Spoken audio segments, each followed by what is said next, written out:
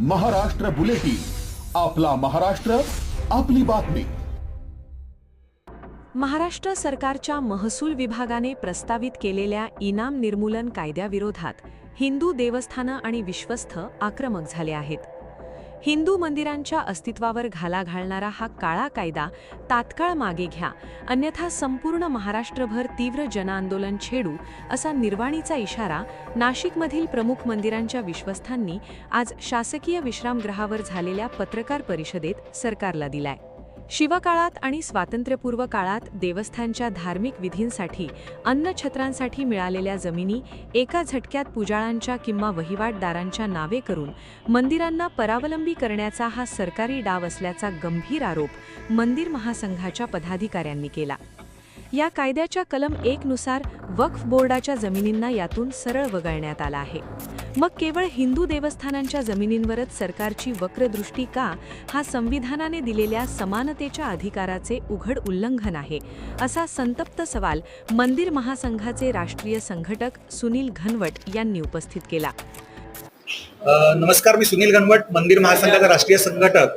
आज नाशिक या ठिकाणी एक महत्त्वपूर्ण विषयावरती प्रेस कॉन्फरन्स घेतली, ज्याच्यामध्ये महाराष्ट्र मंदिर महासंघ, विश्व देवस्थान समिती, नाशिक जिल्हा विश्वस्त समिती, काळाराम मंदिर आहे, त्याचबरोबर या ठिकाणचं गोमय हनुमान मंदिर आहे, बाकी आपलं लक्ष्मण मंदिर आहे, अंजनेरीचं आपलं हनुमान मंदिर आहे, मुक्तिधाम मंदिर आहे, सर्व मंदिरांनी प्रातिनिधिक स्वरूपात एकत्र येऊन एक पत्रकार परिषद घेतली आणि मागणी केली आहे की महाराष्ट्र शासन जो येत्या पावसाळी अधिवेशनात प्रस्तावित महाराष्ट्र इनाम निर्मूलन प्रारूप अधिनियम 2026 आणतंय, ज्याच्यामध्ये मंदिरांच्या मालकी हक्काच्या असणाऱ्या जमिनींवरती गदा येणार आहे, याला तीव्र आक्षेप घेऊन याचा निषेध नोंदवण्यात आलेला आहे आणि याला विरोध करण्याचं सर्वानुमते ठरलेलं आहे। आज वक्फ बोर्डच्या जागा संरक्षित केल्या जातात, त्या जागांना अगदी पाहिजे त्या प्रकारे संरक्षित केल्या जातात। मंदिरांच्या जागा ज्याचा मालकी हक्क सरकारचा नसताना, अशा जमिनी अहस्तांतरणी असताना, विकता येत नसताना, त्या विकण्यासाठीचा एक नवीन प्रकार किंवा त्या वहिवाटदार, कुळ, मिराजदार यांच्या नावावर करण्याचा जो एक घोषित पद्धतीने प्रस्ताव आणला जातो आहे,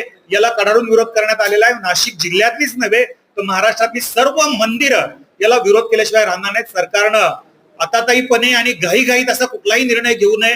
5 जून पर्यंतची दिलेली मुदत वाढवून दिली पाहिजे। फक्त विभागीय आयुक्त कार्यालयात न ठेवता ते अगदी तहसीलदारांपासून फारकती नोंदवल्या पाहिजेत आणि या कायद्यानुसार जिल्हाधिकाऱ्यांना जे सर्वाधिकार दिलेले आहेत आणि मंदिरांचा मात्र विचार करण्यात आलेला नाहीये। आज देवस्थानांच्या जमिनी जर अशा कोणाच्या नावावर करण्यात आल्या तर देवस्थानांचा कारभार कसा चालणार? मुळात इनाम जमिनी पूर्वीच्या राजे राजवाडे, छत्रपती शिवाजी महाराज, पेशवे यांनी देवस्थानांचा कारभार चालवा, पूजा अर्चा चालावी, त्या ठिकाणची व्यवस्था चालावी यासाठी दिलेल्या आहेत। राजांनी दिलेल्या जमिनी सरकार काढून का घेतंय? बरं, ह्या जमिनी काढून घेतल्यानंतर मंदिरांचा कारभार चालणार कसा? या जमिनी अन्य धर्मीयांच्या आणि मुसलमान आणि कोणाच्या नावावर झाल्या त्याची जबाबदारी कोण घेणार आहे? त्यामुळे ह्या मंदिरांच्या जमिनी ज्या आहेत त्या संरक्षित केल्या पाहिजेत आणि वहिवाटदार, कुळ, मिराजदार यांच्यासाठी सुद्धा सरकारने विचार केला पाहिजे। त्यांना मानधन सुरू करावं, त्यांना कर्ज मिळत नाही कर्ज द्यावं, आम्ही ती मागणी करतो मंदिर महासंघाकडनं, परंतु अशा जमिनी कोणाच्या नावावर करता कामा नये, त्या देवस्थानांवरतीच असल्या पाहिजे। धक्कादायक बाब म्हणजे या कायद्यानुसार महसूल अधिकाऱ्यांनी दिलेल्या निर्णयाविरोधात भाविकांना किंवा विश्वस्तांना दिवाणी न्यायालयात दादही मागता येणार नाही। सरकार न्यायालयाचे दरवाजे बंद करून प्रशासकीय दडपशाही लादू पाहत असल्याचा आरोप काळाराम मंदिराचे विश्वस्त अधिवक्ता अक्षय कलंत्री यांनी केला आहे। जानेवारी 2011 पूर्वी ज्यांनी देवस्थानच्या जमिनींवर बेकायदेशीर ताबा मिळवला त्यांनाच सरकार मालकी हक्क बहाल करणार आहे। हा प्रकार म्हणजे हिंदू मंदिरांच्या मालमत्तेची कायदेशीर लूट असल्याचा घणाघात करण्यात आला।